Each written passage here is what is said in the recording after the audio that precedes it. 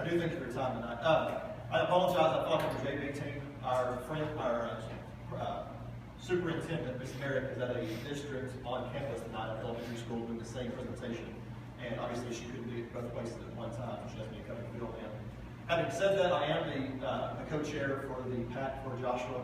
Having said that, I'm representing the district tonight, so I'm going to just present the facts and if any questions, I will try to answer as factually as I can.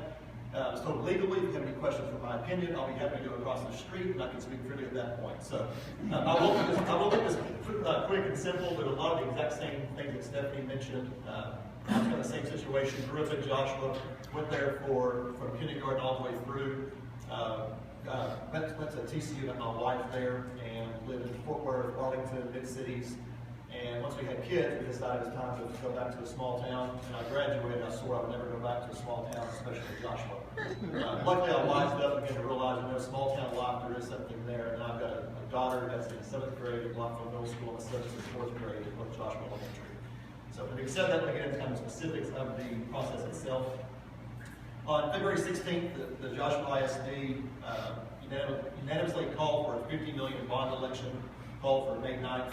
The projects I'm going to go through quickly proposed include a new middle school to accommodate current and future growth.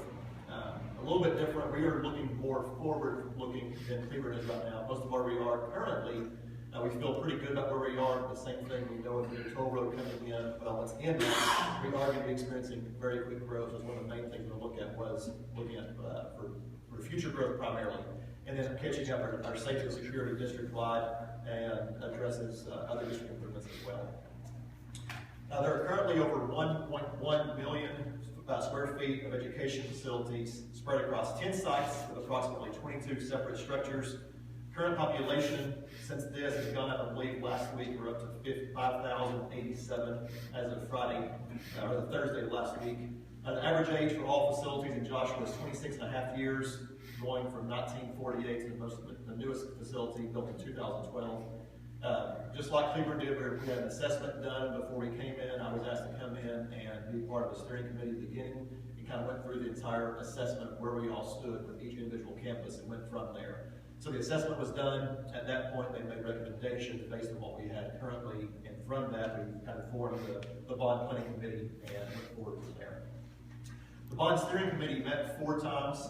We started the process back in February when I was approached the first time and did the fact-finding, demographic studies, and all those things leading up to it. And then met in December and January weekly, which is a fantastic way. I recommend it highly when you're trying to do Christmas shopping and everything else. Is make 4 times for additional things, like you said. You think it's going to be 2 or 3 hours, and it turns into 6, 8, 9 hours at a time.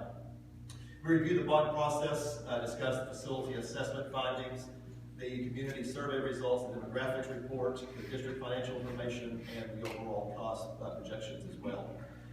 Then at that point we had to go through, just like you said, we had to go through and prioritize. We had a bigger slice of pie looking forward, so we go back and push things off and looked at the needs that were currently there, and then also again looking forward to the future. So we went through and trimmed off a lot of things as well. I thought we were a little bit in a better place, I think, from a perspective where Cleveland is that we were taking off really only 1 or 2 small needs, and the rest were all at once. And so I mean, a little bit of the process a little bit easier than what y'all are going through right now, what Cleveland is going through right now. And we formed a formal recommendation on May 2015 election. The proposal itself calls for a new middle school that is will be opening up in August of 2017. It'll start out immediately staffed with capacity of 600 students with potential expansion to 750 if needed, or when needed, 124,500 square feet, and luckily it's built on land that the district already owns. We've been forward thinking, again, looking back at the same stories I'll talk about when you were in Cleveland 20, 30 years ago, and then backwards. I felt Josh was in that situation for a long time. We have become forward thinking the last 5 or 10 years and got to a better place, I feel like. So luckily with this, we're actually able to acquire some land for a future expansion, because we know at some point with the new growth coming in from Fort Worth south along the toll road, we're going to be needing a new high school at some point, and new elementary schools as well. Safety and security was the overall #1 need that we found out in our telephone survey that we talked to all voters, and voters consisted of parents, grandparents, a broad cross-section of the district, and agreed that district-wide we can improve our safety and security switching everything over to digital. We still have a few analog cameras around, and then provide additional cameras where needed. The technology upgrades, same thing. We need to get those current and standardized across the district. That's one of the main points of this entire process, is to get all schools on the same platform and everything as level as can possibly be, so you don't have those schools that have more technology or better facilities than other schools. So obviously that includes district-wide upgrades. Roof repair at, you can see there, our 2 elementary schools, Plum Creek, and our Staples, the 9th grade center, the high school, and the DAP Knox Center as well. Some paving and parking concerns we have at 2 elementary campuses. Electrical upgrades throughout the district, primarily at Elder and the DAP Knox building. We have some plumbing that needs to be updated and brought current. In the 9th grade center, we have about 350 cast iron that you go through and bring that to modern day standards. That include removing and replacing the floor slab. That will affect both restrooms, classrooms, and hallways. We built the new middle school back in 2012. The new plan for the new middle school includes a new football stadium in the middle school. We want to have a practice field for them. Currently at Laughlin, we don't have a practice field. So again, wanting to make sure everything is equal, we chose to put in a new practice field at the current middle school, which consists of clay field, topsoil, new sod, the goalpost and sprinkler systems for that, obviously. Just like we mentioned with career technology, Joshua does a really good job of training kids to come out and be able to enter the workforce to those that are not going to be going to college. So we have an outstanding career and technology upgrade. We're very strong in our cosmetology department. We're looking at expanding our culinary arts as well with this. And so there's another big thing we're known for in Joshua, as is Cleburne, is our agriculture program. We've had some people ask questions about, luckily we don't have anything athletic related this year, so that's always a hot button no matter what district you're in and where you live. You start talking about new stadiums and tensions start to rise. Luckily we don't have that, but we do want to look at our agriculture facilities. And right now, if you are living inside the city limits, you cannot have large animals. And so that means we have a whole lot of bunny rabbits that we're raising. We have a lot of kids in new subdivisions. We have several new subdivisions gone in the last 10 years or so with strong HOAs, which are outstanding, but for some reason they don't want goats and sheep and cows, and they're going to allow them. So we want to build a large animal housing at district property we already own out south of the middle school, the current middle school.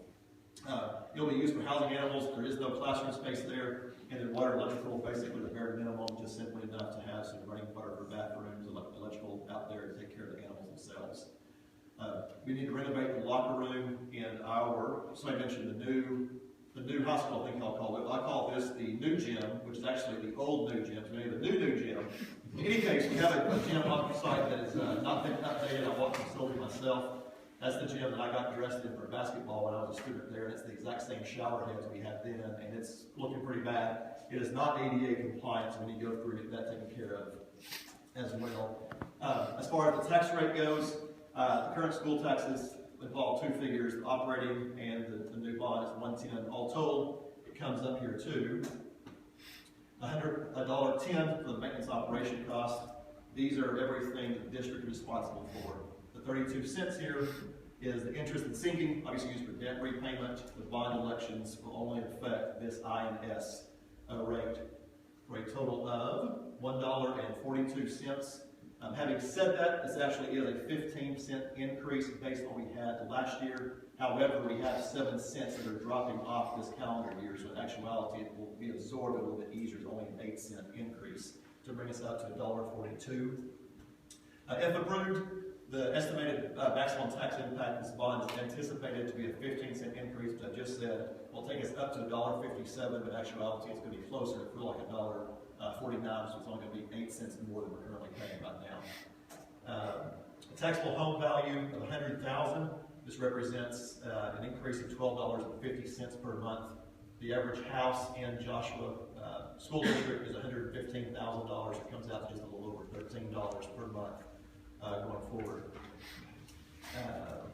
The estimate is calculated on the district's 2014-2015 taxable assessed valuation and assumes 0 growth.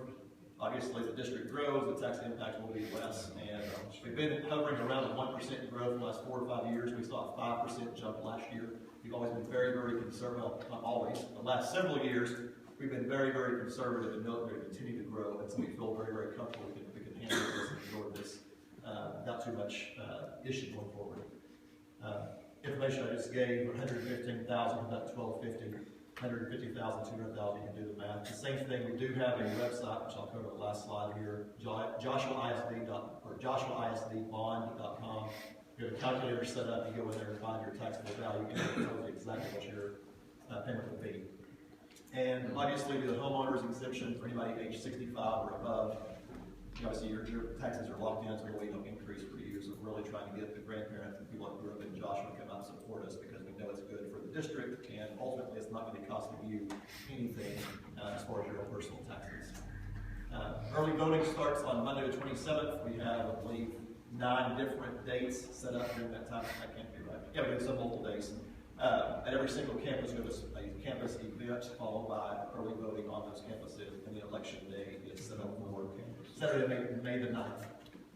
You must be a registered voter who resides within the school district's boundaries in order to be eligible to vote in this election. And the last day to register actually is on Thursday, so if you haven't registered and want to vote, you need to get registered quickly. They can now just show an ID, and that is all I've got. So hopefully it's quick and painless. I will have to answer questions factually. Yes. Will you tell us, you said something about the Political Action Committee.